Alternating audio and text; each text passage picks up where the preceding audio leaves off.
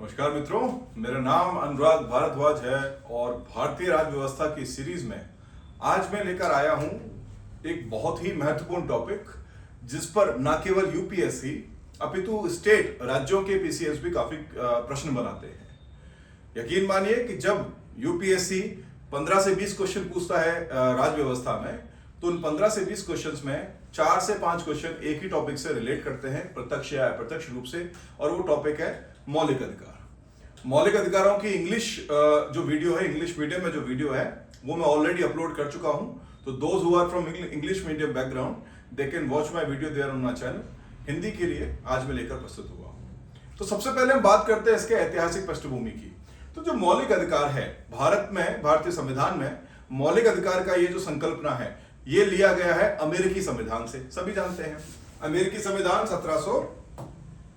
संविधान जो है वो 1787 में लागू हो चुका था और विश्व का पहला ऐसा संविधान है जो लिखित रूप में लागू हुआ था। और वहां पे जो कॉन्सेप्ट लिया गया था अधिकारों का, उसका नाम था बिल्स ऑफ राइट या बिल ऑफ राइट। मतलब इसको हम ऐसे कहें कि हमारे यहाँ जो मौलिक अधिकार है, ये शब्द तो हमारा ही है, लेकिन जो संकल्पना है या जो भावना है, वो भावना ली गई है अमेरिकी संविधान से, जहां पर बिल्स ऑफ राइट के नाम से या बिल ऑफ राइट के नाम से उनके संविधान में इसको शामिल किया गया 1787 में। तो एक बात तो हमारे समझ में आती है कि अमेरिकी संविधान हालांकि विश्व का सबसे पहला संविधान है जो लिखित रूप में था और जहां पर ऐसी संकल्पना आई कि अपने लोगों को, अपने नागरिकों को अधिकार प्रदान किए जाएं। लेकिन क्या वास्तव में अधिकार की बात अमेरिका ने ही की थी? तो यहां पर हम थोड़े से गलत हो सकते हैं। रीजन इसका यह है कि अमेरिका से पहले ब्रिटेन के राजा, और राजा का नाम क्या है? King John. ब्रिटेन के राजा हुए किंग जॉन, जिन्होंने 1215 में पहली बार बात की थी अधिकारों की, और इसके लिए उन्होंने एक दस्तावेज पर हस्ताक्षर किए जिसका नाम था मैग्ना कार्टा। जिस दस्तावेज पर उन्होंने हस्ताक्षर किए, दस्तावेज का नाम था मैग्ना कार्टा। और इसीलिए भारतीय संविधान में जब मौलिक अधिकारों को जोड़ा गया तो उनको एक शब्द दिया गया भारतीय संविधान का मैग्ना कार्टा। और ये जो शब्द है वो लिया गया यूके से, ब्रिटेन से, ग्रेट ब्रिटेन से। और कारण क्या था कि किंग जॉन ने 1215 में अपनी सत्ता के कुछ भाग को त्यागते हुए डिसेंट्रलाइजेशन, विकेंद्रीकरण की दिशा में कार्य करते हुए वहां के फ्यूड्स को, वहां के सामंतों को और नागरिकों को कुछ अधिकार प्रदान किए और अपनी शक्तियों को सीमित किया। और ये जो डॉक्यूमेंट था, ये इस पर हस्ताक्षर करने के साथ ही वहां पर अधिकारों की चर्चा हुई। तो वैश्विक स्तर पे देखें तो संभवतः पहला जो स्टेट है, पहला जो राज्य है, वो कहलाएगा आपका यूके, वो कहलाएगा यूनाइटेड किंगडम, जहां पर किंग जॉन ने बात की मैग्ना कार्टा के माध्यम से अधिकारों की। लेकिन लिखित रूप में, एक व्यापक रूप में इसको रूप देने का कार्य किया गया बिल्स ऑफ राइट के माध्यम से अमेरिकी संविधान में। जब भारत की बात करेंगे तो भारत में मौलिक अधिकार के नाम से एक नया चैप्टर जोड़ा गया जो कि संविधान के भाग 3 में शामिल है। और भाग 3 में मौलिक अधिकार जो है वो अत्यंत व्यापक रूप से प्रस्तुत किए गए हैं। तो अगर मैं ये कहूं कि संपूर्ण विश्व में सर्वाधिक व्यापक अधिकार किसके हैं, तो वो भारत ही होगा, निसंदेह भारत होगा, जहां पर विभिन्न प्रकार के अनुच्छेदों के माध्यम से अनुच्छेद 12 से लेकर अनुच्छेद 35 तक हमने एक व्यापक रूप से मौलिक अधिकार प्रदान किए हैं, जिनमें सभी पृष्ठभूमि, सभी दृष्टियों को ध्यान में रखा गया। अब समझते हैं कि हम इनके आधारभूत ज्ञान में एक सबसे पहला टॉपिक आता है आधार बनाम कर्तव्य। आधार क्या होता है, कर्तव्य क्या होता है, दोनों में क्या अंतर आएगा, इसको हम समझेंगे। तो देखिए, आधार और कर्तव्य दोनों एक दूसरे के पूरक हैं, एक दूसरे के दो पहलू हैं। जैसे उदाहरण के लिए यहां पर दो व्यक्ति, दो संस्थान या दो व्यक्ति, दो संस्थान या फिर कोई भी दो हम कह सकते हैं कि व्यक्ति अथवा संस्थान हो सकते हैं।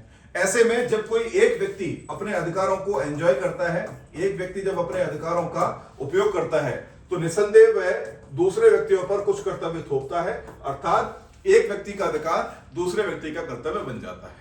इसको हम इस प्रकार से समझ सकते हैं कि जब बच्चा पैदा होता है तो पैदा होने से लेकर उसके शिक्षा, लालन पालन, देख रेख, इन सब का जो दायित्व है, इस सब का जो कर्तव्य है, वो माँ बाप का होता है। और उसी दौरान बच्चे का ये अधिकार है कि वो सभी प्रकार की सेवाएं अपने माँ बाप से प्राप्त कर सके।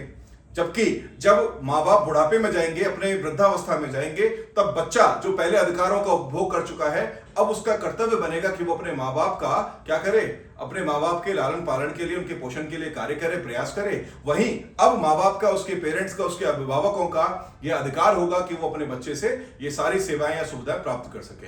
तो कर्तव्य और अधिकार हमेशा एक दूसरे के पूरक रहते हैं। जब मैं देश के संदर्भ में बात करूंगा तो भारतीय नागरिकों को प्रदान किए गए अधिकार कहीं ना कहीं राज्य पर कर्तव्य बनाते हैं। मुझे वाक और अभिव्यक्ति बोलने की आजादी है, तो वही राज्य का यह कर्तव्य होगा कि वो सुनिश्चित करे कि कोई व्यक्ति मेरे वाक और अभिव्यक्ति के अधिकार को मुझसे ना छीने। इसी प्रकार से हम आगे देखते हैं, एक और डिक्शनरी में एक और नई विचारधारा आती है, अधिकार बनाम स्वतंत्रता। इंग्लिश में इनके लिए दो वर्ड्स यूज करते हैं हम, राइट वर्सेस लिबर्टी। क्या डिफरेंस होगा? लिबर्टी का मतलब होता है कि किसी भी प्रकार के रेस्ट्रिक्शन, किसी भी प्रकार के निषेध, किसी भी प्रकार के विभेद से परे जो संकल्पना है वो लिबर्टी कहलाती है। लिबर्टी का मतलब हो गया, स्वतंत्रता का मतलब हो गया कि कोई भी व्यक्ति अपने अधिकारों को एंजॉय करने के लिए, कोई भी व्यक्ति अपने अधिकारों का पूर्ण उपयोग करने के लिए पूर्ण रूप से क्या होगा, स्वतंत्र होगा। उसके ऊपर कोई भी उपबंध नहीं होंगे, उसके ऊपर कोई भी युक्त निर्बंधन नहीं लगाया जाएगा, उसको रोका नहीं जाएगा। जबकि अधिकार जो है वो क्या होंगे, आपस में अधिकार पे रीजनेबल रेस्ट्रिक्शन, अधिकार पर युक्त निर्बंधन लगाए जा सकते हैं। इसी श्रेणी में हम आगे समझेंगे कि अधिकार कितने प्रकार के हो सकते हैं। हालांकि अधिकारों के काफी सारे विभाग या श्रेणियां हो सकती हैं, लेकिन अध्ययन के दृष्टिकोण से मैं आपको 3 प्रकार की श्रेणियां समझाऊंगा। सबसे पहले आता है प्राकृतिक अधिकार, दूसरा आता है मानव अधिकार और तीसरा आता है मौलिक अधिकार। बहुत ही आसान, सरल, स्पष्ट भाषा में इसको मैं समझाने का प्रयास करूंगा। सबसे पहले हम बात करते हैं प्राकृतिक अधिकार। प्रकृति के द्वारा प्रदत्त सभी प्रकार के अधिकार प्राकृतिक अधिकार की श्रेणी में आते हैं। अर्थात मानव होने के नाते प्रकृति हमको जो भी प्रदान करती है वो सारे अधिकार हमारे प्राकृतिक अधिकार की श्रेणी में आते हैं। जैसे उदाहरण के लिए स्वच्छ पर्यावरण, स्वच्छ वायु, स्वच्छ जल, आवास, ये सब हमारे, या पोषण, ये सब हमारे प्राकृतिक अधिकारों का भाग होता है। अर्थात प्रकृति ने जो भी हमको प्रदान किया है, जो हमारा अधिकार है मानव होने के नाते प्रकृति से प्राप्त करने का, वो सब प्राकृतिक अधिकार की श्रेणी में आता है। बहुत ही व्यापक अवधारणा है, किसी भी प्रकार के निर्बंधन से, निषेध या उससे काफी दूर होती है। दूसरा आता है इसमें मानव अधिकार। अब मानव अधिकार का मतलब मानव के लिए जो अधिकार निश्चित किए गए हैं उनको मानव अधिकार कहते हैं। लेकिन ये कैसे और कौन करेगा, इसके लिए हम बात करते हैं एक संस्थान की, United Nations convention on human right. मतलब मानवाधिकारों पर संयुक्त राष्ट्र का अभिसमय हुआ, और ये अभिसमय संपन्न हुआ था 1948 में। अभिसमय कहते हैं कन्वेंशन को। संयुक्त राष्ट्र का एक अभिसमय संपन्न हुआ मानवाधिकारों के पर, और यह हुआ था 1948 में, 1948 में। और इस मानवाधिकार अभिसमय में कुल 30 अधिकारों को मानवाधिकार के रूप में चिन्हित किया गया। और ये 30 अधिकार वही हैं: जीवन जीने का अधिकार, स्वच्छ जल प्राप्त करने का अधिकार, वाक अभिव्यक्ति की स्वतंत्रता का अधिकार। ये वो अधिकार थे जिनको संयुक्त राष्ट्र में UNGA, United nation general assembly, संयुक्त राष्ट्र महासभा के द्वारा चिन्हित किया गया। इन 30 अधिकारों को मानवाधिकार की श्रेणी में रखा जाता है। और इन 30 अधिकारों में से ही कुछ अधिकार हम कहेंगे प्रतिबिंबित होते हैं मौलिक अधिकार में। अब मौलिक अधिकार की डेफिनेशन क्या होनी चाहिए? भारतीय संविधान के भाग 3 में उल्लिखित सभी प्रकार के अधिकार मौलिक अधिकार कहलाते हैं। बहुत आसान है। अर्थात भारतीय संविधान के भाग 3 में जो भी उल्लिखित है वो सब मौलिक अधिकारों की श्रेणी में आता है। यदि संविधान में भाग 3 चैप्टर 3 को छोड़ दें और उसके अलावा किसी भी भाग में यदि हम अधिकारों की बात करेंगे तो वो संवैधानिक अधिकार तो होगा, लेकिन मौलिक अधिकार नहीं होगा। मौलिक अधिकार हमेशा कब बनेगा? जब भाग 3 में उल्लिखित हो। संविधान में और कहीं भी लिखा हुआ है तो वो कैसा अधिकार होगा? संवैधानिक अधिकार। इसके अलावा और कैटेगरी क्या आ सकती है? एक आता है विधिक अधिकार। विधिक किसे कहते हैं? जब संसद विधि के माध्यम से, जब संसद कानून बनाकर किसी अधिकार को प्रदत्त करे, ऐसा अधिकार विधिक अधिकार कहा जाता है। जैसे उदाहरण के लिए आरटीआई, सूचना का अधिकार, राइट टू इंफॉर्मेशन, एक विधिक अधिकार होगा जिसके लिए सूचना का अधिकार अधिनियम 2005 लाया गया। इसी प्रकार से और भी अधिकार हो सकते हैं जो कि विधिक अधिकार की श्रेणी में आएंगे, जिनका संसद ने कानून बनाकर आपको प्रदान किया गया है, जिनके लिए संविधान में कोई जगह नहीं थी। लेकिन अब क्या करेंगे? संविधान में कहीं भी अधिकार होगा तो वो संवैधानिक अधिकार, भाग 3 में होगा तो मौलिक अधिकार। तो हम इसके लिए एक भाषा उपयोग में लाते हैं, सभी मौलिक अधिकार संवैधानिक अधिकार होंगे, लेकिन सभी संवैधानिक अधिकार मौलिक अधिकार नहीं होंगे। मौलिक अधिकार वही है जो भाग 3 में है, और पूरे संविधान में कहीं भी आएगा तो वो संवैधानिक अधिकार होगा। आई होप आपको समझ में आया होगा। अब हम बात कर लेते हैं मौलिक अधिकारों की विशेषताओं की। विशेषताओं से मतलब है कि मौलिक अधिकार कैसे काम करते हैं, उनकी क्या विशेषता है। सबसे पहले इसमें आता है कि ये न्यायोचित है। न्यायोचित का मतलब ये जस्टिसिएबल है। अगर कोई व्यक्ति अथवा राज्य आपके मौलिक अधिकार आपसे छीनता है तो ऐसे में आप उनको पुनर्प्राप्त करने के लिए सर्वोच्च न्यायालय अथवा उच्च न्यायालय में जा सकते हैं। ये मीनिंग है न्यायोचित का। अर्थात कोई व्यक्ति अथवा संस्थान या राज्य स्वयं आपके मौलिक अधिकार नहीं छीन सकता है। यदि वो छीनने का प्रयास करे तो आप कोर्ट में जा सकते हैं, न्यायालय में जा सकते हैं उनकी पुनर्प्राप्ति के लिए। दूसरा क्या आता है? गैर निरपेक्ष। निरपेक्ष का मतलब होता है जिनके ऊपर कोई भी प्रतिबंध ना हो, कोई सीमा ना हो। तो ऐसा नहीं है। मौलिक अधिकारों पर युक्ति युक्त निर्बंधन लगाए जा सकते हैं। युक्ति युक्त निर्बंधन का मतलब क्या हुआ? युक्ति युक्त निर्बंधन लगाए जा सकते हैं। क्या मतलब हुआ इसका? सिंपल आप समझते हैं। भाई देखिए, मेरे को वाक और अभिव्यक्ति की स्वतंत्रता प्राप्त है, अर्थात मुझे बोलने की स्वतंत्रता प्राप्त है, लेकिन यह स्वतंत्रता तब तक है जब तक कि मैं दूसरे के अधिकारों का हनन ना करूं। अर्थात इस स्वतंत्रता के चलते मैं किसी को गाली नहीं दे सकता हूं, अपशब्दों का उपयोग नहीं कर सकता हूं। यदि मैं करूंगा तो राज्य उसको रोकेगा।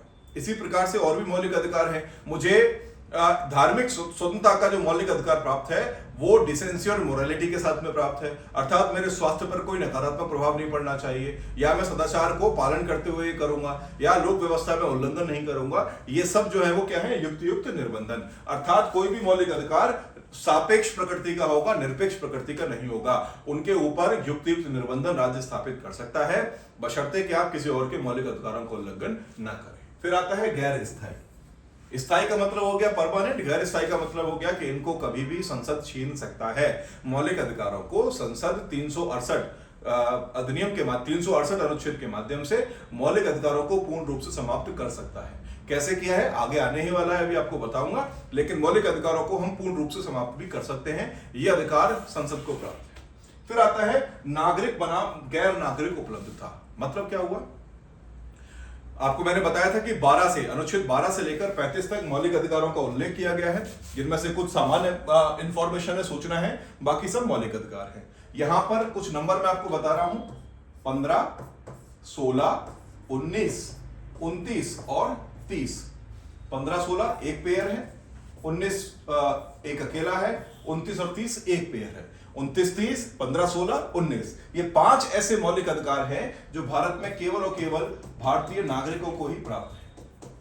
ये 5 मौलिक अधिकार हैं जो केवल और केवल भारतीय नागरिकों को प्राप्त हैं, और इन 5 को छोड़ दें तो 5 के अलावा शेष सभी प्रकार के मौलिक अधिकार सभी प्रकार के लोगों को प्राप्त हैं। अर्थात भारत में यदि कोई व्यक्ति रहता है जो कि भारत का नागरिक नहीं है तो इन 5 अधिकारों को छोड़कर शेष मौलिक अधिकारों को वो एंजॉय कर सकता है, उनका पालन कर सकता है, बल्कि ये जो 5 अधिकार हैं ये केवल भारतीय नागरिकों को ही प्राप्त होगा। आगे समझते हैं राजनीतिक न्याय। राजनीतिक न्याय से मतलब क्या होता है? देखो, न्याय की जो अवधारणा है वो हमारे प्रस्तावना में, संविधान की प्रस्तावना में न्याय की अवधारणा का उल्लेख किया गया है, जिसमें कुल 3 प्रकार के न्याय बताए गए हैं। कितने प्रकार के न्याय हैं? एक तो है राजनीतिक न्याय, दूसरा इसमें बात की गई है कैसा? सामाजिक न्याय, और तीसरा इसमें बात की गई है आर्थिक न्याय। कुल 3 प्रकार के न्याय की बात की गई है जो रूस की क्रांति से लिया गया है। सामाजिक, आर्थिक और राजनीतिक न्याय की अवधारणा, इसमें से हम देखें तो जो राजनीतिक न्याय है यह सुनिश्चित किया जाता है मौलिक अधिकार के माध्यम से, जबकि सामाजिक और आर्थिक अधिकार या आर्थिक न्याय सुनिश्चित किया जाता है डीपीएसपी या राज्य नीति के निर्देशक सिद्धांतों के माध्यम से, जो कि अगला ही चैप्टर है संविधान में। जब मैं मौलिक अधिकार की बात करूंगा तो मौलिक अधिकार राजनीतिक न्याय सुनिश्चित करते हैं, और सामाजिक आर्थिक न्याय जो है वो सुनिश्चित किया जाता है डीपीएसपी के माध्यम से। अंत में बचता है राष्ट्रीय आपातकाल के दौरान निलंबन। राष्ट्रीय आपातकाल का मतलब होता है कि जब कभी भी देश पर बाह्य आपदा आ जाए, बाहर से कोई आक्रमण कर दे या फिर हमारा किसी देश के साथ में वॉर अथवा युद्ध प्रारंभ हो जाए, तो ऐसे में भारत के राष्ट्रपति के पास यह अधिकार प्राप्त है कि वह राष्ट्रीय आपातकाल घोषित कर सकता है। और जब राष्ट्रीय आपातकाल घोषित होता है तो सभी के सभी मौलिक अधिकार निलंबित किए जा सकते हैं। अर्थात होना ना होना किस पर निर्भर करेगा? संसद पर, संघ पर निर्भर करता है। लेकिन दो ऐसे मौलिक अधिकार हैं जो आपातकाल के दौरान भी निलंबित नहीं होते हैं, और वो है अनुच्छेद 20 और 21। इनका मतलब क्या है, इनके अंतर्गत क्या आता है, वो हम आगे की क्लासेस में देखेंगे, कक्षाओं में देखेंगे।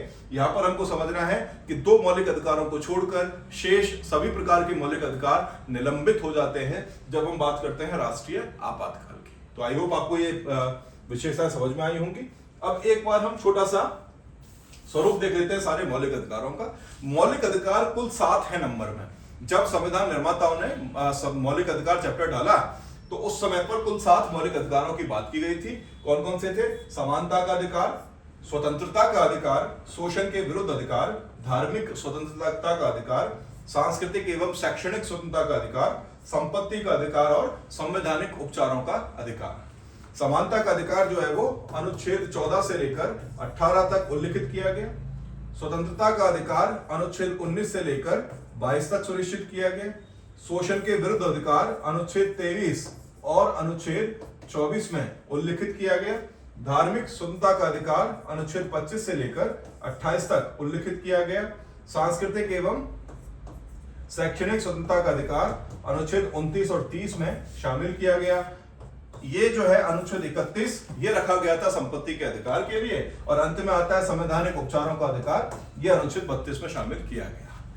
14 से पहले अर्थात 12 और 13, और 32 के बाद अर्थात 33, 34 और 35 ये अन्य सूचनाओं के बारे में है। ये मौलिक अधिकारों के संदर्भ में नहीं है। मौलिक अधिकार केवल 14 से लेकर 32 तक ही उल्लिखित किए गए थे। इनमें से गिलिज क्या है? संपत्ति के अधिकार को लेकर जब इंदिरा गांधी जी, हालांकि प्रथम संविधान संशोधन 1951 के माध्यम से ही संपत्ति के अधिकार को कम करना, नियंत्रित करना, कंट्रोल करने के लिए प्रयास करना प्रारंभ कर चुका था अपना संसद। लेकिन ड्यू कोर्स ऑफ टाइम आप देखेंगे कि जब इंदिरा गांधी का समय आता है तो इंदिरा गांधी जी जब भारत की प्रधानमंत्री बनती हैं तो एक पूरा एरा है जब इंदिरा गांधी और सर्वोच्च न्यायालय के बीच में टसल चलता है संसद बनाम न्यायपालिका का।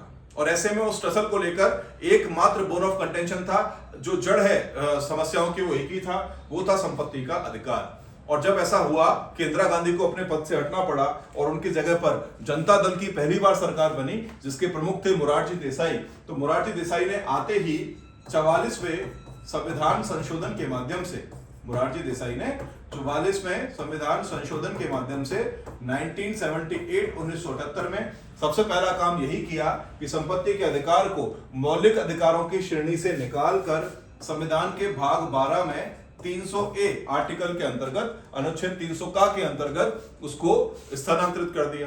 तो वर्तमान में देखें तो संपत्ति का अधिकार एक संवैधानिक अधिकार तो है लेकिन मौलिक अधिकार नहीं है। लेकिन कब तक था यह मौलिक अधिकार? 1978 तक मौलिक अधिकार था, उसके बाद में यह बन जाएगा संवैधानिक अधिकार, क्योंकि आज भी इसके लिए एक अनुच्छेद कार्य करता है, वो है अनुच्छेद 300A या 300 का। तो इस प्रकार से वर्तमान में कुल 6 मौलिक अधिकार बचे हैं। प्रारंभ में जब संविधान लागू हुआ था उस समय पर भारत में कुल 7 मौलिक अधिकार थे। तो आई होप मेरी वीडियो आपको समझ में आई होगी, पसंद आई होगी। यदि वीडियो आपको समझ में आया है, पसंद आया है, तो प्लीज सब्सक्राइब करें मेरे चैनल को, वीडियो को लाइक करें, शेयर करें, और इसी के साथ में इस प्रकार के अन्य वीडियो को देखने के लिए बॉक्स में जाकर आप कमेंट भी कर सकते हैं। यदि आप कुछ सुधार अपेक्षित है तो सुधार के बारे में भी आप इसमें वीडियो में कमेंट कर सकते हैं। थैंक यू, धन्यवाद, नमस्कार।